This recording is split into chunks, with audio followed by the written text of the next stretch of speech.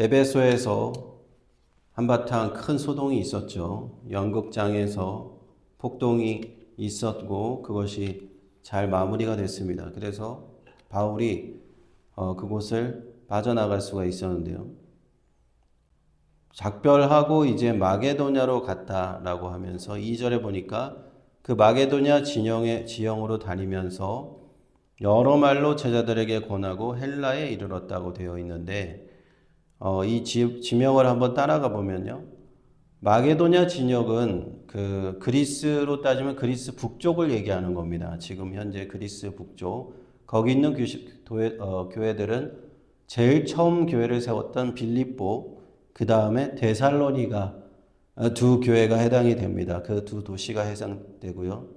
거기를 먼저 다니면서 이렇게 북쪽 지역을 자신들이 세웠던 교회에서 여러 말로 하나님의 말씀으로 권면하였다라는 것이죠. 그 상당 기간 지나다가 헬라에 이르렀다라고 되어 있는데 그 헬라는 무엇을 의미하는가?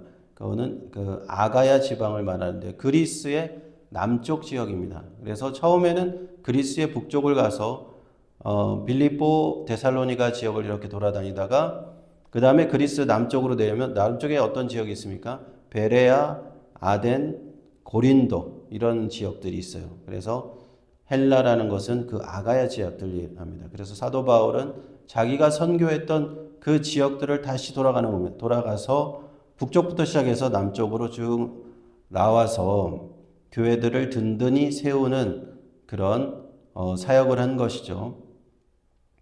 3절에 보니까 거기 석 달을 있었다고 했습니다. 아가야 지역에 3개월을 머물렀다는 것이죠. 그 3개월을 우리가 조사를 해보면 주후 56년에서 57년 넘어가는 그 겨울이었던 것으로 정확하게 거의 날짜를 추산할 수가 있습니다. 그러니까 AD 56년, 57년 그 넘어가는 겨울이었던 것으로 보인대요.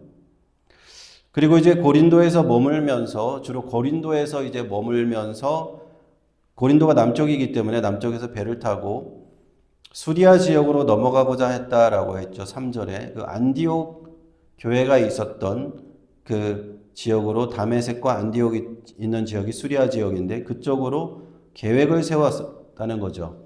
이제 다시 돌아가서 3차 선교 여행을 마무리하려고 하는데 갑자기 계획이 바뀝니다. 3절에 그 계획이 바뀐 이유가 뭐냐면 유대인들이 자기를 해하려고 공모했다는 거죠. 유대인들이 사도 바울이 배를 타려고 고린도 지역에서 갱그리아에서 보통 배를 타는데 배를 타러 오면 사도 바울을 잡아서 해치려는 그런 계획들을 세우고 있었던 그 계획이 이제 세워나갔고 그것이 들렸다는 거죠. 제자들이 그렇게 가서는 안 되겠습니다. 그래서 사도 바울을 다시 계획을 바꿔서 다시 북쪽으로 올라갑니다. 마케도냐로 올라가서 내륙으로 배를 타지 않고 내륙으로 저 북쪽까지 올라가는 반대 방향으로 계획을 바꾸게 되는 것입니다. 그리고 4절하고 5절을 보시면은 그렇게 계획을 바꿔서 북쪽 마케도냐 지역으로 올라가는 사도 바울과 그 동행했던 자들의 이름이 나와요. 이름이 나오는데 4절과 5절에 보니까 이들은 누구인가라고 이렇게 자세히 조사를 해보면 사도 바울이 세웠던 그 교회들의 지도자였다는 것을 알 수가 있어요. 그래서 마케도냐 교회의 대표자들, 그러니까 빌립보나 데살로니가 교회의 지도자들, 대표자들이에요. 그래서 그 사람들의 이름은 소바도, 아리스타고, 세군도 이런 사람들의 이름이고요.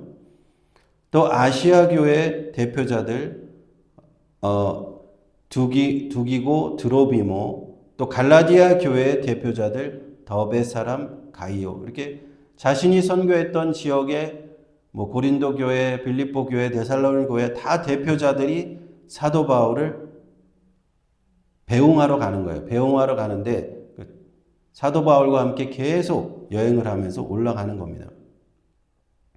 그래서 도착했던 것이 배를 타고 도착했던 것이 드로아라고 하는 지역에 머물렀다라는 것이죠. 그래서 모든 마게도냐, 아가야, 갈라디아의 모든 교회 지도자들과 함께 그 결국에는 그들이 만난 곳이 드로아라고 하는 그 지역에서 만나는데 거기서 6절에 보니까 이레를 머물렀다고 되어 있죠. 일주일 동안 거기서 특별한 시간을 갖게 되었다는 겁니다. 사도 바울이 이렇게 세웠던 교회의 지도자들과 특별한 시간을 갖는 그 이유가 있는 거죠. 사도 바울은 한번 이렇게 여행을 가면 요즘처럼 이렇게 뭐 버스나 뭐 이런 빠른 배도 없었고 비행기도 없었고 그래서 한번 가면 몇 년 동안 못 올 수도 있기 때문에 사도 바울이 가기 전에 최대한 사도 바울의 말씀을 들어야 되는 거예요. 듣고 배워야 되는 겁니다. 그래서 모르면 뭐 기록이라도 하고 아니면 암기라도 해서 그 교회를 세울 만한 그런 지도자들이 특별한 수련회를 가진 거예요. 드고아에서 일주일 동안 사도 바울과 함께 그 교회 지도자들이 특별한 수련회를 가진 겁니다. 그리고 7절에 이제 안식 후 첫날 이렇게 하면서 나오죠. 우리가 떡을 때려 하여 모였더니 라는 말씀이 나오죠. 사도행전 20장 7절 안식 후 첫날 안식일이 언제입니까? 토요일입니다. 안식 후 첫날은 언제입니까? 주일이죠. 네. 그래서 이 사도행전 20장 7절이 초대교회가 주일에 모여서 예배를 드렸다는 것을 공식적으로 기록한 첫 번째 기록이에요. 사도행전 20장 7절에 주일날 예배를 드렸구나. 주일날 예배를 드리면서 떡을 뗐다, 성찬식도 하고 함께 교제의 식사를 했다라는 그 공식적인 기록이 여기 처음 나오는 겁니다. 그래서 그 드로아에서 주일날 모여서 예배하고 그들이 함께 말씀을 강론하였다. 그때의 날짜도 정확하게 거의 추정을 할 수가 있는데 완전히 그 정확한 건 아니지만 거의 AD 57년 4월 24일 4월 넷째 주 주일로 추정을 하고 있어요. 그 날을. 그래서 그 주일날 예배를 마치고 성찬식을 하고 식사와 교제를 다 마치고 그 당시에는 뭐 오늘같이 주일날 11시 예배를 드리고 식사하고 집에 가는 이런 것이 아니었죠.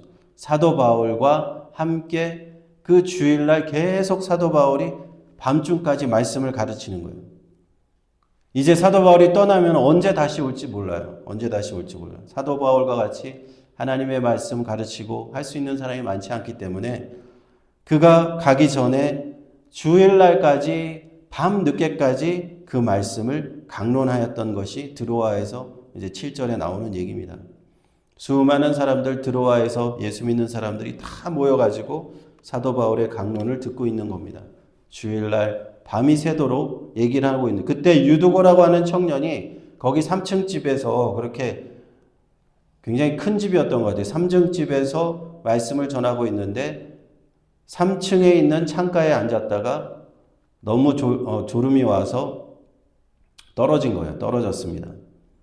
사도 바울의 설교를 들으면 오늘날 우리가 들을 수만 있다면 절대 존재하지 않을 것 같은데 이 사람은 졸았습니다. 그래서 아마도 그 낮에 뭐 열심히 일하고 힘들게 일하고 이 밤 늦게 이 집회에 참석했을 것으로 생각이 돼요. 그래서 아마 피곤했겠죠.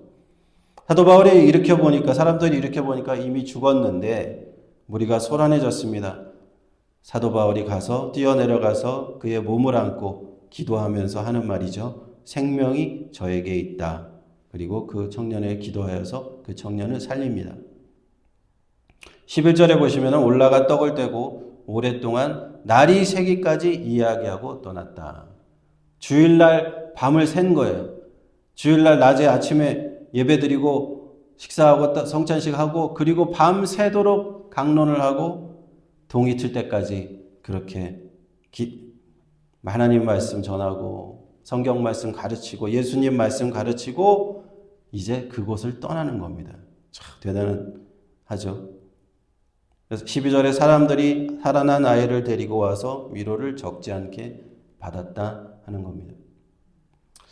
우리는 그 다음에 이제 사도 바울의 여행을 쭉 따라가게 되는데 교회 지도자들이 밀레도라는 곳에 다시 모입니다. 밀레도는 에베소에서 남쪽에 있는 곳입니다. 그래서 드로아에서 이렇게 생겼는데 드로아에서 에베소, 밀레도 에베소 남쪽에 있는 곳까지 모이게 되는 급하게 모였습니다. 그리고 이제 밀레도에서 사도 바울은 떠나게 되는데 마지막에 그곳의 모든 교회 지도자들이 밀레도에서 한 번 더 배웅을 하게 되는 그 장면까지 가는 것이죠. 사도 바울의 계획은 오순절이 되기까지 예루살렘에 급히 돌아가기 위해서 이 계획을 세웠다고 되어 있습니다. 예루살렘의 오순절, 그때 오순절은 5월 29일로 되어 있는데요. 그래서 지금 계산해 보면 5월 29일인데 4월 24일 마지막 주부터 거의 한 달 정도밖에 남지 않았죠. 그래서 사도 바울은 빨리 갈 수밖에 없어요. 배가 그 당시에는 배를 타도 이 가려면은 오늘날 같으면 금방 가지만 하루 이틀도 안 걸리지만 한 달이 넘게 걸리는 거예요. 자, 얼마나 이 사도행전을 읽으면서 그 당시 상황이 그대로 다 녹아 있잖아요. 사도 바울이 가려고 하는데 한 달이나 남았지만 빨리 가야 되기 때문에 에베소를 들릴 시간이 없었다는 거예요. 우리는 사도행전을 보면서 그 당시의 그 상황들을 이렇게 알 수 있게 되는 겁니다. 사도 바울의 3차 전도여행을 이렇게 쭉 보게 되는데요. 그는 1차, 2차 자신의 전도여행에서 세운 교회들을 이렇게 열매를 확인하는 그런 시간이었어요. 기쁨의 시간이었을 거로 생각합니다.